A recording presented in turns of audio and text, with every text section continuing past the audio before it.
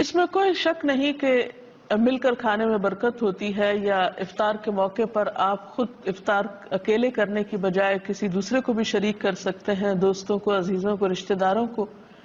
لیکن عام طور پر اس میں بھی ہم حد اعتدال سے بڑھ جاتے ہیں.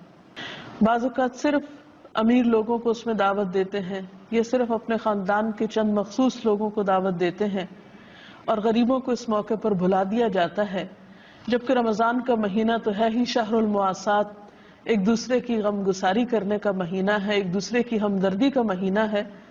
تو اس معاملے میں جہاں آپ اپنے رشتہ داروں کو یاد رکھیں، دوستوں کو یاد رکھیں، اپنے ساتھ کام کاج میں شریک لوگوں کو یاد رکھیں، یا کسی بھی طرح جاننے والوں کو، وہاں ان لوگوں کو بھی ضرور یاد رکھیں کہ جو نہ آپ کے رشتہ دار ہیں، نہ دوست ہیں، نہ تعلق دار ہیں، لیکن وہ آپ کی افطار کے کہیں زیادہ مستحق ہیں، اور ان کے دل سے نکلی ہوئی دعائیں آپ کے لیے کہیں زیادہ فائدہ مند ہو سکتی ہیں.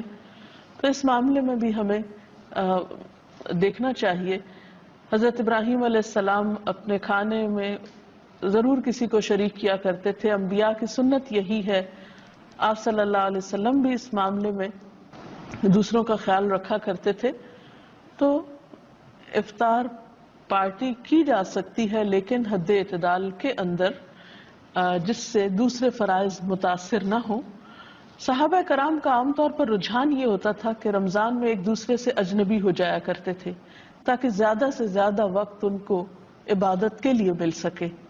تو اگر ہماری عبادات پر اثر نہ پڑے اور ہماری روحانیت متاثر نہ ہو تو میل جول میں حرج نہیں ہے. ویڈیو کے نیچے سبسکرائب کے بٹن پہ کلک کریں، بیل کے آئیکن پہ کلک کیجیے تاکہ ہر نئی ویڈیو کی نوٹیفکیشن